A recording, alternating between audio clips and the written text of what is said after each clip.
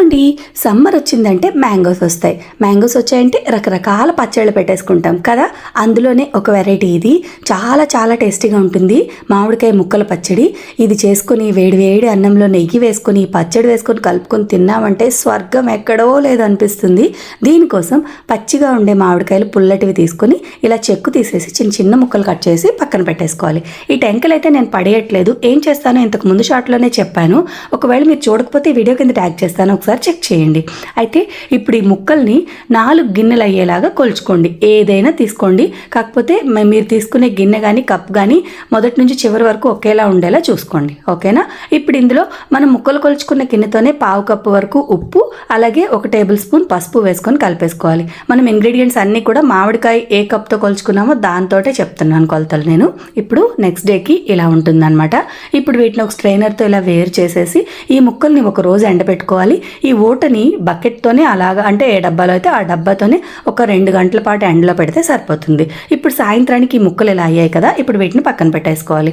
అయితే మనం ముక్కలు కొలుచుకున్న గిన్నెతోనే 1/8 కప్పు మెంతులు ఆవాల పొడి వేసుకుంటాం. దీనికోసం 3 టేబుల్ స్పూన్ల మెంతులు, 2 టేబుల్ స్పూన్ల ఆవాలు తీసుకొని వేయించేసి పౌడర్ చేసి పక్కన పెట్టేసుకున్నాను.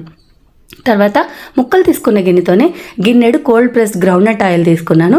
దానిలో ఆవాలు, ఎండుమిరపకాయలు, కరివేపాకు వేసుకొని ఇది మంచిగా పోపు వేగిపోయిన తర్వాత స్టవ్ ఆఫ్ చేసేసుకోవాలి.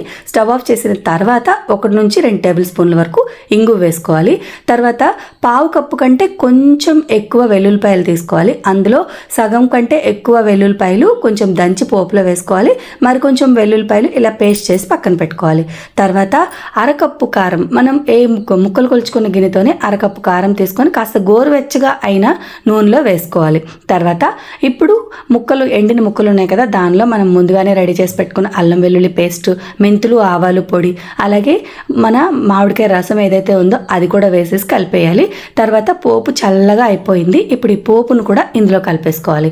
కలిపేసి మొత్తం బాగా కలిసేలాగా కాసేపు జాగ్రత్తగా కలుపుకోవాలి. కలిపేసి ఒక డబ్బాలో పెట్టేసుకొని 3 రోజుల పాటు దాన్ని అసలు కదపొద్దు, అలా వదిలేయాలి. వదిలేస్తే చక్కగా నూనె పైకి తేలుతుంది.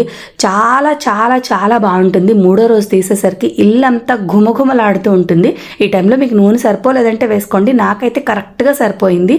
చాలా చాలా టేస్టీగా ఉంటుంది. ఒకసారి ట్రై చేసి చూడండి. వీడియో నచ్చితే లైక్ చేయండి. బాయ్.